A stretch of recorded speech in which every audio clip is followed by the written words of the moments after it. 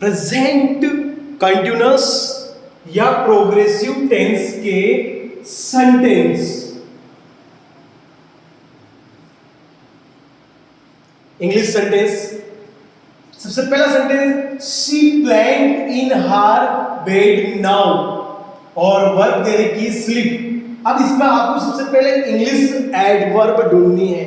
English adverb कौन सी? देखो now. इससे हमें पता चल गया ये प्रेजेंट कंटिन्यूअस टेंस का है।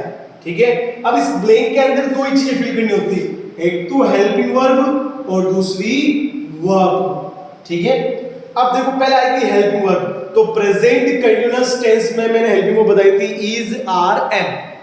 करता है सी, और सी क्या है? सिंगुलर, तो हेल्पिंग वर्ब क्या जाएगी? इज। ठीक है, अब आएगी वर्ब। तो मैंने उसमें क्या बताया था? वर्ब की फर्स्ट फॉर्म और आईएनजी। ठीक है, उसके साथ में आईएनजी। तो देखो मैंने पहले कहा था कि इस कोष्टक में जो वर्ब दी जाती है, वर्ब की कौन सी फॉर्म दी जाती है? फर्स्ट फॉर्म ही दी जाती है हमेशा। तो यहां पर मैं लिख दूंगा स्लीप, और इसके साथ में आईएनजी लग जाएगा, तो क्या हो जाएगा? स्लीपिंग। ठीक है, ये ध्यान रखना। अगला सेंटेंस देखो, the sun playing behind the clouds now. इसमें भी इंग्लिश एडवर्ब दे दी नाउ, और वर्ब हाइड। अब हाइड, अब देखो क्या हो जाएगा? इज हेल्पिंग वर्ब आ जाएगी, क्योंकि सब्जेक्ट क्या है? सिंगुलर, तो इज, और हाइड तो एच आई डी, ये ई है ना, ये ई हट जाएगा। मैंने जब प्रेजेंट कंटिन्यूअस टेंस समझाया था, पढ़ाया था, आप पिछले वाले मेरे जो वीडियो है उसमें आप जाकर देख लेना। प्रेजेंट कंटिन्यूअस वाले टेंस में मैंने बताया था आईएनजी लगाते समय अगर जिस वर्ब के अंत में सिंगल ई हो तो आईएनजी लगाते समय क्या कर देंगे? हटा देंगे। तो उसको हटा देंगे तो क्या कर देंगे? आईएनजी। बस। अगला है Ram blank a lot these days. देखो दीस डेज, ये इंग्लिश एडवर्ब कौन से टेंस की है? प्रेजेंट कंटिन्यूअस की। तो देखो राम सिंगुलर है तो क्या हो जाएगा? इज, और अर्निंग आईएनजी लग जाएगा। उसी प्रकार C blank clothes at this time wash. C subject singular है तो is, E A R N, earn ING लग जाएगा, तो क्या हो जाएगा? अर्निंग। ठीक है बेटा, अब आगे ध्यान दो। Look there, the plank towards us, come. अब देखो लुक मैंने आपको बताया था इंग्लिश एडवर्ब है। ठीक है, अब देखो सब्जेक्ट क्या है यहाँ पर? दे, वो दे क्या है? प्लूरल, तो इस बार इज नहीं आएगा, क्या आएगा? आर।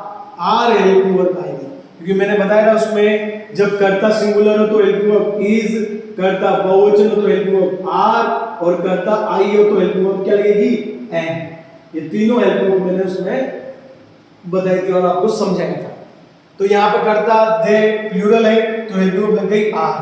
अब वर्ब की first form C O M, अब ई हट जाएगा तो क्या लग जाएगा? आईएनजी। ठीक है, मैंने कहा सिंगल ई हो तो हटा दो उसको। My mother playing food at this moment. At this moment भी मैंने बताया था इंग्लिश एडवर्ब है, तो क्या हो जाएगा? Is cooking. ठीक है, आगे चलते हैं। What blank you blank eight this time. Eight this time मैंने बताया था प्रेजेंट कंटिन्यूअस की इंग्लिश एडवर्ब है। अब जब ये एडवर्ब है तो ध्यान दो, दो ब्लैंक दे रखी, पहली ब्लैंक और दूसरी ब्लैंक। ध्यान रखना पहली ब्लैंक में क्या करना है आपको? हेल्पिंग वर्ब, और दूसरी ब्लैंक में वर्ब फिल करनी है। तो देखो कर्ता, कर्ता क्या है? यू, प्लूरल बहुवचन है तो हेल्पिंग वर्ब क्या लग जाएगी? आर। ठीक है, अब लगेगी वर्ब, वर्ब की first form do, present continuous है तो क्या लग जाएगा? ING, doing. What are you doing at this time. अगला देखो, I usually blank tea but today I blank milk drink. अब देखो इसमें ध्यान देना है, इसमें यूजुअली, तो यूजुअली मैंने आपको किसमें इंग्लिश एडवर्ब बताई थी? प्रेजेंट सिंपल में। तो ये प्रेजेंट सिंपल का, लेकिन ये जुड़ गए यहां से एक सेंटेंस। ठीक है, तो पहले प्रेजेंट सिंपल का फिल करेंगे। तो देखो ये इसमें सिंपल साधारण वाला है तो केवल आ जाएगा ड्रिंक। ठीक है, एस या एस का प्रयोग करेंगे, लेकिन नहीं करेंगे क्योंकि सब्जेक्ट क्या है? प्लूरल है। अब इसमें आ जाएगा आई, तो आई के साथ क्या लग जाएगा? एम। ठीक है, और वर्ब की फर्स्ट फॉर्म ड्रिंक, आईएनजी लग जाएगा ड्रिंकिंग, क्योंकि ये केस का है? कंटीन्यूअस टेंस का है। At present my family playing live in Ajmer. ठीक है, तो यहां पर एट प्रेजेंट किसकी इंग्लिश एडवर्ब है? प्रेजेंट कंटीन्यूअस टेंस की। तो माई फैमिली तो क्या जाएगा इज, ठीक है, और क्या जाएगा living, my family is living in Ajmer, ठीक है बेटा।